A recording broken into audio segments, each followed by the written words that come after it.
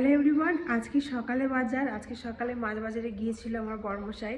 তো এক গাদা মাছ নিয়ে এসছে, কি বলবো, চলো তোমাদেরকে ব্যাক ক্যামেরা দেখায়। এই মাছ বাঁচতে বাঁচতে সত্যি মানুষের বুড়ি হয়ে যাবে।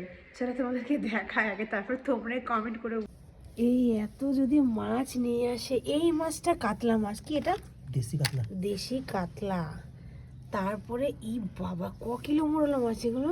2 কেজি। এইখানে শেষ নয়, এই দেখো, এটা কি পুঁটি মাছ? এটা বড় বড় পুঁটি। এত মাছ বাছার, এতগুলো মাছ সত্যি মানুষে পারে না। সে তো আমি চিনছি যে মোরলা, কিন্তু এতগুলো মাছ বাঁচতে বাঁচতে মানুষে তো অধৈর্য হয়ে যাবে।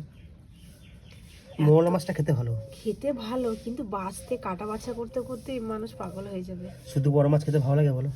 বড় মাছ খেতে ভালো লাগে না, কিন্তু এই মাছটা বড় মাছ তো ছেলের জন্য আনা এগুলো।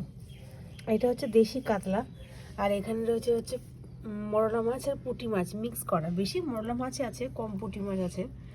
তো মোরলা মাছ, এই দেখো কতগুলো, বাবারে, আমি তো ওজন করতে একা তুলতেও পারছি না। এই দেখো কত ভারী,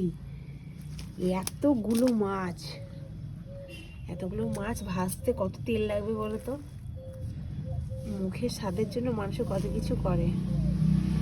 দেখো কত মাছ নিয়ে এসছে আমাদের আজকে, এতগুলো মাছ। চলো রান্না বান্না করি। তোমাকে কাটতে হবে এগুলো। এখন আর টাইম নেই কথা বলার। এতগুলো মাছ আমি তো কাটবো না, আমি থোড়ি কাটবো। কে কাটবে? মা। রান্না করে দেবো আমি কাটতে পারবো না। চলো এখন রাখি, পরে